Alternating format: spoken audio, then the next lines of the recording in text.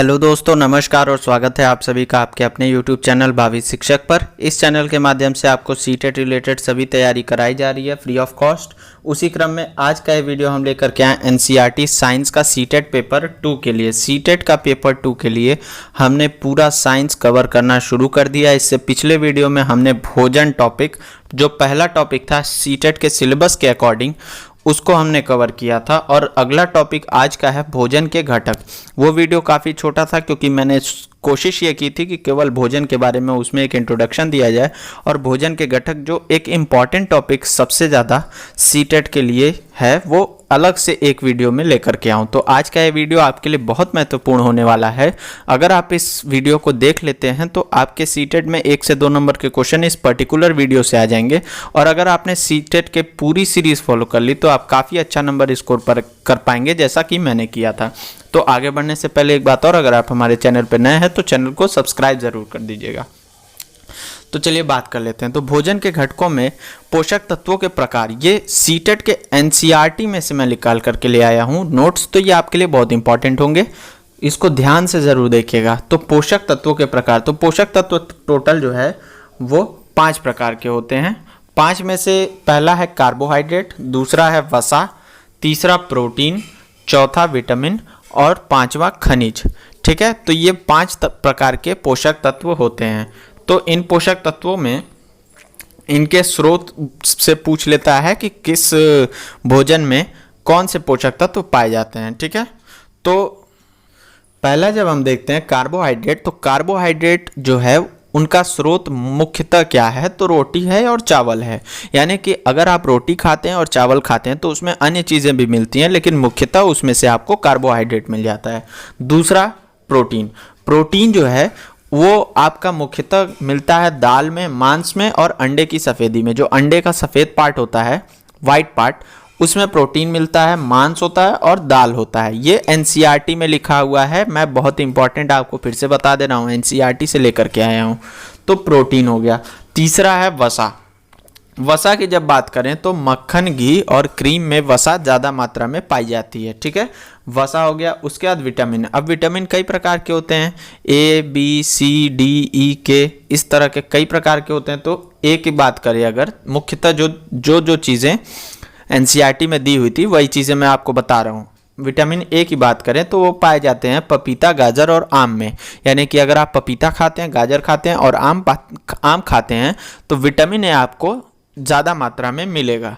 उसके बाद बात कर लेते हैं विटामिन बी। विटामिन बी जो है वो गेहूं, चावल और यकृत में पाए जाते हैं। ठीक है, उसके बाद विटामिन सी, आंवला, हरी मिर्च, नींबू और अमरूद। ये बहुत इंपॉर्टेंट पॉइंट है, ये काफ़ी बार पूछता भी है। विटामिन सी एक तरह से इंपॉर्टेंट है ज़्यादा मेरे ख्याल से, लेकिन फिर भी आपको सारे विटामिन याद रखने हैं, सारी चीज़ें याद रखनी है। ये जो मैं बताते जा रहा हूँ इसको आप नोट करते चलिए। और पीडीएफ आप लोग बार बार मांगते रहते हैं, पीडीएफ मैं आपको आज बता दे रहा हूँ कि आप हमारे टेलीग्राम चैनल से जुड़ जाइए, लिंक डिस्क्रिप्शन में दिया हुआ है। मैं जब एग्ज़ाम पास आएगा तो पूरे पीडीएफ एक साथ दे दूंगा उसी ग्रुप में फ्री ऑफ कॉस्ट। हम कहीं पीडीएफ बेचने का भी काम नहीं करते हैं और कुछ ऐसा हमारा है भी नहीं। ठीक है, आप लोग टेलीग्राम चैनल से जुड़ जाइए, वहीं पे पीडीएफ आपको प्रोवाइड हो जाएगी। ठीक, तो विटामिन सी हो गया। उसके बाद विटामिन डी। विटामिन डी की बात करते हैं तो विटामिन डी ज़्यादातर दूध, मक्खन, मछली, यकृत और अंडे में पाया जाता है। इसके अलावा एक और बहुत इंपॉर्टेंट पॉइंट सीटेट में दिया हुआ था, वो सूर्य के बारे में। सूर्य में भी विटामिन ए पाया जाता है, विटामिन डी पाया जाता है, माफ़ कीजिएगा, विटामिन डी पाया जाता है सूर्य की रोशनी में भी। और सूर्य की रोशनी आजकल ज़्यादातर लोगों को नहीं मिल रही है, इस वजह से उनमें विटामिन डी की कमी हो जाती है, क्योंकि ऊंची ऊंची बिल्डिंग्स बन गई हैं, सूर्य की रोशनी हमारे तक पहुंचती नहीं है। हम घर से निकलते हैं, कार में बैठते हैं, ऑफिस में जाते हैं, सूर्य की रोशनी हमारे शरीर पर नहीं पड़ती है। सूर्य की रोशनी जो सुबह सुबह का सूर्य होता है, सुबह सूर्योदय के समय का जो सूर्य होता है, उसमें विटामिन डी बहुत ज़्यादा होता है, जो 1 घंटे तक रहता है वो। ठीक है, तो आप लोग कोशिश किया कीजिए कि सुबह उठ करके उस सूर्य की रोशनी को ज़रूर एब्जॉर्ब करें। फिर आता है भोजन के घटकों के कार्य। अब ये जो घटक हैं, ये जो पोषक तत्व थे, इनके क्या कार्य होते हैं? इनके सबके अपने अपने स्पेसिफिक कुछ कार्य होते हैं। तो सबसे पहला है कार्बोहाइड्रेट और वसा। कार्बोहाइड्रेट और वसा जो है, इनका कार्य होता है आपको ऊर्जा प्रदान करना। ठीक है, ये आपको ऊर्जा प्रदान करते हैं। दूसरा आ गया प्रोटीन। प्रोटीन जो है वो आपके शरीर की वृद्धि और मरम्मत मतलब समझिए कि आपके शरीर में कभी आपने एक्सरसाइज किया, दर्द हो रहा है, कहीं चोट लग गई है, थोड़ा बहुत दर्द हो रहा है, तो उसके मरम्मत के लिए प्रोटीन हेल्पफुल होता है। ठीक है, उसके बाद आता है विटामिन। विटामिन जो होता है वो बीमारी से बचने में मदद करता है, और खनिज जो होता है वो वृद्धि के लिए आवश्यक, अच्छी सेहत के लिए भी आवश्यक होता है। यानी कि आपकी वृद्धि के लिए खनिज इंपॉर्टेंट होता है, उसके अलावा ये आपके अच्छी सेहत के लिए भी इंपॉर्टेंट होता है। खनिज यानी मिनरल्स जो होते हैं, ठीक है, जो मेरे ख्याल से सब्जियों वगैरह में ज़्यादा पाए जाते हैं, ठीक, सब्जियों और फलों में। उसके बाद यहाँ पे बात दी हुई है, विटामिन के कई प्रकार होते हैं, A B C D E K, बहुत सारे दिए हुए हैं। ठीक है, तो विटामिन के कई प्रकार होते हैं, तो उनके बारे में उनका पर्टिकुलर कार्य दिया हुआ है। यहाँ से क्वेश्चन इंपॉर्टेंट उठा देता है, पूछ देता है, तो ये पॉइंट भी आप लोग बहुत इंपॉर्टेंट देख लीजिए इसको। पहला है विटामिन ए, त्वचा एवं आंखों को स्वस्थ रखना। विटामिन ए का काम होता है कि आपकी त्वचा और आंखों को स्वस्थ रखना, यानी कि अगर आपकी आंखों की रोशनी कमज़ोर हो रही है तो आप विटामिन ए वाली चीज़ों का सेवन करेंगे तो आंखों की रोशनी बढ़ने के चांसेस होते हैं। ठीक है, उसके अलावा आपकी त्वचा को भी एक तरह से मॉइस्चराइज रखता है। विटामिन सी की बात करें तो बीमारियों से लड़ने में मदद, विटामिन सी के स्रोत मैंने ऊपर बताए हैं, उनको देख लीजिएगा। और इस तरह से क्वेश्चन उठा करके आ जाते हैं कि उसे ये दिक्कत है, मान लीजिए किसी का नाम दे दीजिएगा कि इस बच्चे को बहुत सारी बीमारियां होती रहती हैं, उसे कौन सी चीज़ का सेवन करना चाहिए, तो ये एक इंपॉर्टेंट पॉइंट आ जाता है। उसके बाद आता है विटामिन डी। विटामिन डी जो है वो कैल्शियम को अवशोषित करता है और हड्डियों और दांतों के लिए भी एक तरह से मददगार होता है। ठीक है, तो विटामिन डी जो है आपके हड्डियों को मजबूती प्रदान करने के लिए होता है। उसके अलावा हम जो भोजन करते हैं उसमें एक बहुत इंपॉर्टेंट पॉइंट होता है जल। जल जो होता है वो पोषक तत्वों का अवशोषण करता है। अगर आप जल नहीं पिएंगे तो पोषक तत्व जो आपके शरीर में गए उनका अवशोषण नहीं होता है आप ब्लड्स के द्वारा। उसके अलावा अवशिष्ट पदार्थों को एक तरह से शरीर से बाहर निकालने के लिए भी प्रयुक्त होता है। अगर आप जल नहीं पीते हैं तो आपके शरीर का जो अवशिष्ट पदार्थ है वो बाहर निकलने में समस्या उत्पन्न होता है। ठीक है, उसके बाद जो बहुत इंपॉर्टेंट पॉइंट दिया हुआ है मंड के लिए परीक्षण और प्रोटीन के लिए परीक्षण, ये दो परीक्षण बहुत इंपॉर्टेंट दिए हुए हैं और ये बार बार पूछ दिए जाते हैं सीटेट में। सीटेट के लिहाज से ये बहुत इंपॉर्टेंट परीक्षण है। ठीक है, तो परीक्षण करने की विधि बताई गई है और उसके बाद जो है उससे रिलेटेड किस तरह से क्वेश्चन पूछता है ये भी मैं आपको अभी बता देता हूँ। ठीक है, तो परीक्षण के लिए खाद्य पदार्थ या कच्ची सामग्री की अल्प मात्रा लीजिए, यानी कि थोड़ी सी मात्रा लीजिए, कोई भी खाद्य पदार्थ जिसमें आपको चेक करना है कि इसमें मंड है या नहीं। ठीक है, इसमें तनु आयोडीन किलियन की 2 या 3 चम्मच मात्रा, 2 या 3 बूंदे डालना है। ठीक है, उसके बाद खाद्य पदार्थ के रंग में होने वाले परिवर्तन को देखिए, यानी कि खाद्य पदार्थ के रंग में क्या परिवर्तन होता है, क्या यह नीला या काला हो गया। अगर वो नीला या काला हो गया तो मंड की उपस्थिति को दर्शाता है। अगर नीला या काला नहीं हुआ तो इसका मतलब उस खाद्य पदार्थ में मंड नहीं है। ठीक है, उसके अलावा एक आता है प्रोटीन के लिए परीक्षण, जो बहुत इंपॉर्टेंट पूछ देता है। प्रोटीन के परीक्षण के लिए किसी खाद्य पदार्थ की थोड़ी मात्रा लीजिए, थोड़ी सी मात्रा, जिसमें भी आपको चेक करना है कि इसमें प्रोटीन है या नहीं है। ठीक है, तो आपने ले लिया।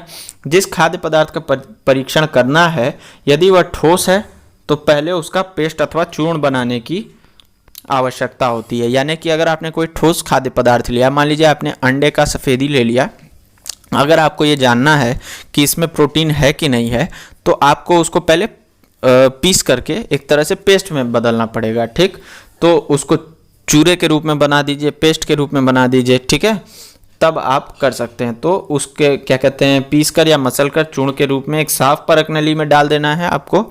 उसके बाद 10 बूंद जल डालकर उसे अच्छी तरह से हिलाना है। अब ड्रॉपर की सहायता से परख नली में 2 बूंद कॉपर सल्फेट का विलयन, ये बहुत इंपॉर्टेंट, कौन सा विलयन, कॉपर सल्फेट का विलयन डालना है, और 10 बूंद कॉस्टिक सोडा का विलयन डालना है। ये 2 चीज़ें याद रखिएगा कि प्रोटीन के परीक्षण के लिए कॉस्टिक सोडा और कॉपर सल्फेट, और मंड के परीक्षण के लिए वो आयोडीन कलियन था। ठीक है, आयोडीन का विलयन था।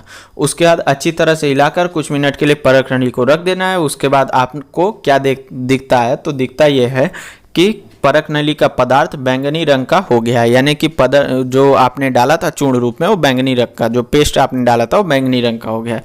तो बैंगनी रंग अगर बन जाता है तो ये बताता है कि प्रोटीन की उपस्थिति है, और अगर बैंगनी नहीं बनता है तो ये बताता है कि प्रोटीन की उपस्थिति नहीं है। इसके अलावा वो दोनों जो था काला और नीला, तो वो भी आपको याद रखना है। ठीक है, तो ये आपको ये चीज़ें आप समझ लीजिए अच्छे से। ठीक है, और जब मैं नोट्स भी प्रोवाइड कराऊंगा तो आप इसे रिवाइज भी कर लीजिएगा एक बार एग्जाम से पहले। तो ये क्वेश्चंस आपको पूछ लिए जाते हैं। अगला पॉइंट, कौन सा विटामिन है, ठीक है, उसकी कमी से कौन सा रोग होता है और उस रोग के लक्षण क्या क्या हैं। ये चीज़ एनसीईआरटी में दी हुई थी और मुझे लगता है बहुत इंपॉर्टेंट है, तो इसलिए मैं आपके लिए लेकर के आया हूँ। तो पहली बात है विटामिन ए। अगर विटामिन ए की आपको कमी है तो उससे होता है दृष्टिहीनता। मैंने अभी खुद ऊपर बताया था कि आँख की रोशनी बढ़ाने के लिए काम भी आता है। इसके लक्षण क्या क्या हैं, तो पहला लक्षण है कि आपको दिखाई नहीं देगा, यानी कि दृष्टिहीनता का मतलब कमज़ोर दृष्टि हो जाएगी, रात में कम दिखाई देगा, कभी कभी अचानक से पूरा दिखना बंद हो जाएगा। ये सारे विटामिन ए की कमी के लक्षण हो जाते हैं। फिर होता है विटामिन बी1। विटामिन बी1 की कमी से होता है बेरी, ठीक। उसके बाद इसका लक्षण क्या है, लक्षण यह है कि पेशियाँ, दुर्बल पेशियाँ और काम करने की ऊर्जा में कमी, यानी कि आपका एक तरह से जल्दी थक जाएंगे, ये कह सकते हैं। फिर आता है विटामिन सी। विटामिन सी की कमी से होता है स्कर्वी। स्कर्वी जो रोग होता है, इसमें होता क्या है, मसूड़ों से खून निकलता है और घाव भरने में अधिक समय लगता है, ठीक है। उसके बाद आता है विटामिन डी। विटामिन डी की बात करें तो उसकी कमी से होता है रिकेट्स। रिकेट्स होने से क्या होता है कि अस्थियों का मुलायम होकर मुड़ जाना, यानी कि अस्थियां जो हैं वो मुलायम हो जाती हैं, हड्डियां जो हैं आपकी कठोर नहीं रह जाती हैं, ठीक। विटामिन डी मैंने पहले ऊपर बताया था ना, हड्डियों के लिए इंपॉर्टेंट। उसके बाद आता है कैल्शियम। कैल्शियम जो है ये एक मिनरल है जिसकी कमी से होता क्या है, अस्थियां और दंत क्षय, यानी कि दांत और हड्डियां जो है वो कमज़ोर हो जाती हैं, ठीक है। कमज़ोर हड्डियां हो जाती है, कमज़ोर दांत हो जाते हैं। उसके बाद आता है आयोडीन। आयोडीन की कमी से क्या होता है, घेंघा यानी ग्वाइटर जैसे गले में हो जाता है। तो क्या होता है, गर्दन की ग्रंथि फूल जाती है। बच्चों में मानसिक विकलांगता भी इसके कारण आ जाती है। ये सारी चीज़ें बहुत इंपॉर्टेंट सीटेट के लिए है, मैं बार बार बोल रहा हूँ, ये सारी चीज़ें पूछेगा ही पूछेगा, ठीक। उसके बाद आता है लौह। लौह जो होता है यानी कि लोहा यानी आयरन, उसकी कमी से होता है अरक्तता, यानी कि एनीमिया जिसे हम लोग कहते हैं। इसमें क्या होता है कि शरीर में खून की कमी होने लगती है और कमजोरी आ जाती है। उसके बाद एक ये कॉन्सेप्चुअल चीज़ है संतुलित आहार। संतुलित आहार जो है, संतुलित आहार हमारे शरीर के लिए ज़रूरी होता है। पोषक तत्वों और क्या कहते हैं फाइबर्स जो है और जल अगर हमारे शरीर में उचित मात्रा में उपस्थित रहते हैं तो हमारा भोजन जो है वो हमारे शरीर एक तरह से कायदे से काम करती है और ये संतुलित आहार के रूप में माना जाता है। अगर हमारे भोजन में किसी एक पोषक तत्व की लंबे समय तक कमी रह जाती है या फिर अगर वो बहुत कम मात्रा में लिया जाता है या लिया ही नहीं जाता है, भोजन में लंबे समय तक कमी रह जाती है, तो उस पर्टिकुलर विटामिन या उस पर्टिकुलर मिनरल की कमी से वो सारे रोग हो जाते हैं जो मैंने ऊपर बताए हैं, ठीक है। ये सारे विकार उत्पन्न हो जाते हैं। इसी के साथ आज का ये वीडियो समाप्त हुआ। अगर वीडियो आपको अच्छा लगा हो, बहुत मेहनत लगी है इसमें, तो लाइक ज़रूर कर दीजिएगा, शेयर कर दीजिएगा और चैनल को सब्सक्राइब ज़रूर कर दीजिएगा। धन्यवाद। जय हिंद।